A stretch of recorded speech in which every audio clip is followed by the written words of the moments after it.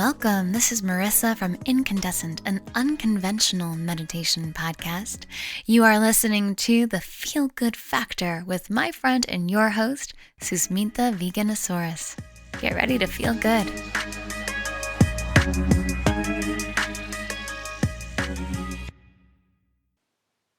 That was my friend Marissa Iman from the Incandescent podcast.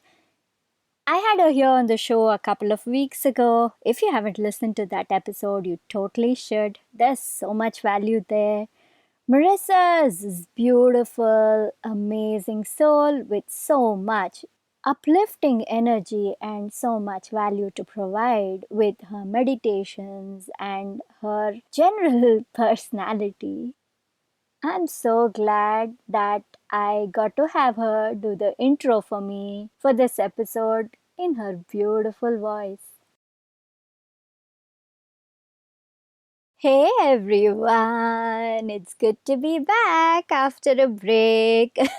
So, last week there was no episode because I was very busy creating my course. It's called Vegan Immersion Experience, and I had to get it done just before World Vegan Day, November 1st. Actually, all of November is World Vegan Month, and I wanted to launch the course just in time for that because it's a course to help people with how they can be happy, joyful vegans. And of course, like all my courses, it takes a very holistic approach.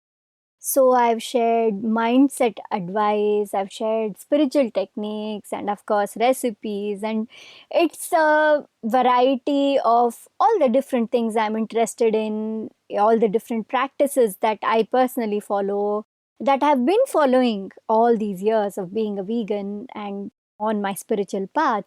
And I brought all of that together into my vegan immersion experience course. So yeah, I just got it launched and I thought, I skipped 1 week of posting here, sharing a podcast episode, and I'm like, oh God, I can't skip another week. It's just something that I love doing, and I've been doing it consistently every single week, except for in the middle when I was creating my website and I took a 2 week break there. But otherwise, yeah, it's almost going to be a year since the podcast was started at the end of December, like 2 more months to go. And, it's going to be like a year since the Feel Good Factor began. And I'm getting closer and closer to the 50th episode. So I'm very excited about it. And I thought, hey, I can't miss my episode this time. I have to be here, have to connect with all of you. It's funny, I've spoken to all of you about the various practices that I follow, the various things in my life that help me be joyful, that help me prioritize my happiness. And I've never told you all about how being vegan plays such a big role in my happiness and making me feel good in my life. It's been one of the biggest factors. In fact, turning vegan in its long-winded, indirect way has even been one of the original causes for me to even do this podcast today, that set me on this path. So I thought, World Vegan Month, what better time than to share with all of you how being vegan makes me so happy, and how it's one of the best decisions I've ever made in my life. Back in the middle of 2003, I turned vegan. About a year before that is when I even heard about this crazy concept. And yeah, of course, the first time I heard about it, I was like, what the hell? How can someone stay without having dairy and, milk and ice cream and curds and all these things? And it was the standard reaction which most people have. I had it back then. And of course, it was even unheard of back then. So it was really not known. People didn't know what vegan was. And the whole thought of not having animal products and having, living a purely plant-based lifestyle was just unknown. And, it was categorized as a very weird thing to do back then. And yeah, when I first heard about it, I was like, there's no way I'm ever going to do this, because I love my cake, I love my ice cream, I love my curds. And well, I've always, I've grown up as a vegetarian. Just because my family's been vegetarian, it was just a cultural thing, nothing, it was not an ethical choice. So I've never had meat, and I'd have eggs in hidden form, if it was in cake and I couldn't smell it. It's okay if I knew it was in there, but if I couldn't smell it, then I'd have it. But I never liked egg for, say in things like omelette and scramble and whatnot, where I knew it was there. That just never appealed to me. So it was dairy though. Like, I was hooked onto dairy. In my teenage years, somebody told me that you drink milk every day, milk every night before bed, and then you're going to have long, beautiful hair and all that stuff. So I just started that practice. Every night before bed, I'd have a glass of milk and go to sleep, and I got addicted to it, and I could drink animal milk just plain, with no sugar, no flavor, nothing. I could just glug down huge glasses of it. And it's so funny, because now when I think back on that, it really truly disgusts me. I mean, physically, not anything else. Like, I can't even bear the smell of it anymore. So then what made me go vegan finally was opening myself to the awareness. Initially, I didn't want to know, when people turned vegan around me, and a couple of them, and they had gone vegan for animal rights reasons, and they're like, there's a lot of cruelty in the dairy industry, and it's not very nice. And I was like, la la la la la, don't tell me about it. I do not want to know. I was in complete denial. But ultimately, because of persistence and because of constantly seeing this, I'm like, okay, you know what? Let me at least find out a little more about this. Is it really true what they're saying? Are they exaggerating? And then I started doing a bit of research into especially the dairy industry and the livestock industry, and then I'm like, oh my god, like, this is stuff that I've just been supporting all my life, and I couldn't believe. In India, it's not even like it's hidden. You see it, but you just don't bother to really look, and you don't bother to connect. It's just there. The cows are walking around on the streets, and you see the calves being pulled away from the mom and tied up, all these things. It's just there for us to see. It's not even like in the West, where, it all happens in farms and nobody sees what's happening, right? But yeah, there's this dissonance, and you just don't connect to it. I found out there is so much that's also hidden, these terrible practices, which, it had never occurred to me, because we are always told here that dairy is pure, dairy is, cow is holy, and, she gives us milk, and all these stories. We have so much of that in our epics, in our mythology. We've grown up listening to these stories, we've grown up believing in this. When I was in school, I remember in one of the very, very junior classes, maybe second or third standard, there was even this whole lesson in Kannada about how every single part of the cow is used for something. So they're like, oh, she gives milk, and then when she dies, the skin is used for leather, and the horns are used for something else, and the hooves are used for gum, and blah blah blah. And humans are useless. Look how useful a cow is. That's why she's holy, because every part of her is useful, and she gives so much to us. And this is a kind of brainwashing that happens, and never once did it occur to me, or to a lot of us, to say that, hey, she isn't giving any of this to us. We're just freaking taking it away. We're just like, okay, I want this part of you, I want this from you, I want that from you. So not only do we abuse her throughout her life, taking away her milk, separating her calf from her, but then once she's dead also, we don't leave any part, and everything is used. And it's kind of unfortunate that we take all this away, and then we just pretend that, oh, the animals are just giving it to us, and thank you, animal, and then, kind of making her holy, and then abusing her this way. Well, yeah, it all just dawned on me when I was sitting there, and I was like, okay, there's no looking back now. I don't, I cannot be supporting this anymore. It doesn't make any sense. And so I decided to go vegan.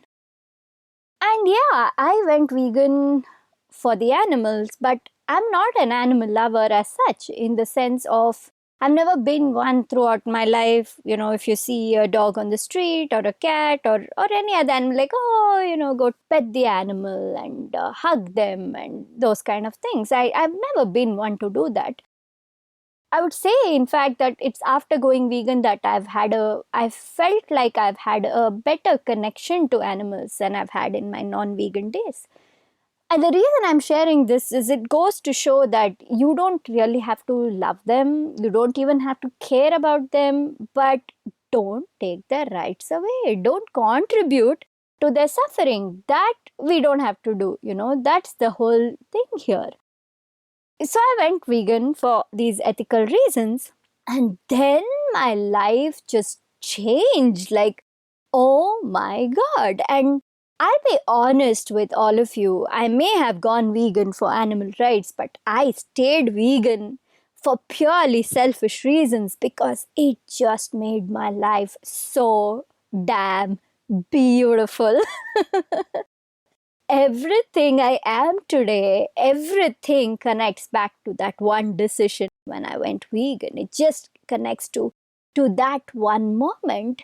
And as a person on the spiritual path, there was something when I remember that there was this feeling inside, like this expansion that I was feeling from within, like this shift. And I couldn't describe it back then, but now when I look back on it, that feeling that I had when I decided to do this, I think it was like the whole universe around me, like my whole life, my whole future just shifting and going towards a new and positive and beautiful path. And I could feel it. I could feel inside these possibilities that it held, but I just didn't know it at all at that time. And now, years down the line, I'm like, oh my God, every day, every single day, I am so grateful that this whole lifestyle, this whole concept of being vegan came into my path and I saw it, and I'm so grateful that I actually decided to get onto this whole journey and explore it, because it's wonderful. It's wonderful, you people. I just have to say this. My energy levels just started going up. And I realize now that yes, there are health benefits to going plant based. So, physical health benefits, yes, look that up. But more so, I had so many spiritual benefits because I felt that there was this negative energy that I was putting into my body. This dairy, which came from so much pain, which came from so much suffering, and I was just taking that and putting it into my body. And then when I decided to just stop doing that, it shifted things. It just uplifted my vibrations, and I could feel it. And people ask me, where does this energy come from? And yeah, throughout my life, I have been an enthusiastic, joyful person. That is me. Yes, that is an innate character. But it just went up to a whole new, different, next level after I turned vegan. I could just see it with every year. I've seen the shift just getting better and better. And it's just so beautiful. I'm doing this podcast. I'm telling everybody about how to be joyful, how to be happy, and to follow all these uplifting practices and these uplifting paths. And I've never told you all about, oh my God, go vegan, people. Just try it, because that's just, that's one of the best things you can do. It opened up my world. When I turned vegan, I was able to discover this whole new world of Of food, yes, of varieties. It was no way about giving up, this whole thought, that misconception that I had, that I had to give up things. It was, it was so wrong to think that. I was so wrong to think that. So it was, nothing to do with giving up. In fact, it had to do with getting so much more, an abundance of variety and an exposure to all these new ingredients, new dishes, new cuisines, and new ways of using old ingredients. And it just blew my mind. And that's what got me cooking, baking. I always talk to you all about my restaurant. I'm often telling you stories about it. And the whole reason I run a restaurant, the whole reason I'm a chef is only because I'm vegan. I would never have been doing this if I weren't vegan, because being plant based, finding all this food and creating all this delicious food and, experimenting and bringing out these beautiful recipes, that just triggered my passion to do more and more of it and bring it out into the world. And that is what finally led me to run my restaurant, right? So it's such a big part of my life. And not just food, even in terms of opening my mind. Having animal products while growing up, just accepting it. Because, yeah, culturally, everyone's having dairy here. So, like, okay, I'm having dairy too. That kind of a conditioning that's there. That's how we've grown up. But when I started questioning that norm, it's a norm that's been built by people. And when I started questioning that, like, hey, all my life I've been told that dairy is good for you, milk is good for you, and it is pure and it's good and it's beautiful energy and whatnot. And then I realized that it is none of any of these things. It's neither good for your health nor good for your spirit. Then I'm like, oh, what else is there in life that I have just quietly, willingly accepted without even questioning? And that made me question so many things. And I'd say today that it's because I'm vegan that I am a feminist. It's because I'm vegan that I can speak, I can interview, I can talk about new and different concepts like polyamory on this podcast. It's because I'm vegan that I talk to women about breaking norms, about being themselves without caring about what others think, just taking back their power. And all of this comes from that decision of me going vegan, because this is what made me question things. And it's been so many years, and still I know that there is more. There is more potential, there's more beauty, and there's more opportunity for me to grow spiritually on this path. And it's never leaving me. I mean, it's this is it. This is who I am. I am vegan, and I am so happy and grateful and joyful because of that thing that I am, that veganism that I embraced. This is why I even created my course, the Vegan Immersion Experience, because I wanted to bring this to the world. I wanted to help all of you get onto this path. And it can be confusing out there. You can go online and there are a million reasons. It's today it's mainstream. Almost everybody knows what vegan is, at least what it is, if not the details. And then you just look up online and there's so much. You find so many reasons. There are fantastic speeches and documentaries and articles and everything talking about why you should be vegan and giving you all these reasons. And yes, there are also recipe blogs, there are also separately people giving advice and things like that. But I believe that it's nice to have one place where how to be vegan is taught to you step by step, through baby steps, like little bits of it at a time. How to be vegan, what kind of basic foundation recipes you need to know, which will help you make other beautiful things. How do you talk to people when they are, not being very welcoming of you and your choice to not have animal products? And what do you do when you go out into the world to a picnic or a function or a wedding or to somebody else's house, and how do you really build this confidence within yourself and believe in what it is you're doing and be steady on this path, so that automatically you will attract supportive people and you will build this beautiful support system around you. As a spiritual person, I believe that yes, this is also a part of life where I need to bring all my spiritual practices, my simple, fun, joyful spiritual practices. I wanted to bring that into this whole path of being vegan, because some of the things that I teach in my course, I've learned the hard way. And some of the other things have been easier because of certain of the spiritually aligned techniques that I have used, or, that I have applied. And I'm still learning. I mean, there's always something to learn, right? There's always something for us to keep on learning, keep on growing. Yes, there's potential, there's opportunity for growth. That's always there.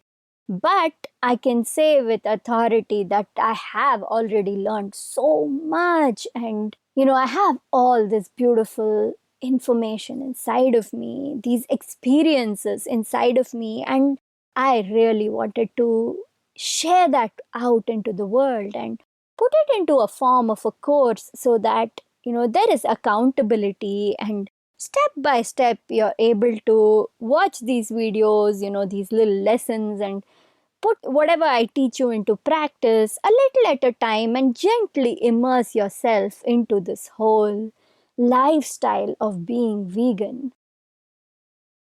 I'm just so happy I was able to create this course. It took a lot of time, it took a lot of work, but I am very, very proud of what it's turned out to be.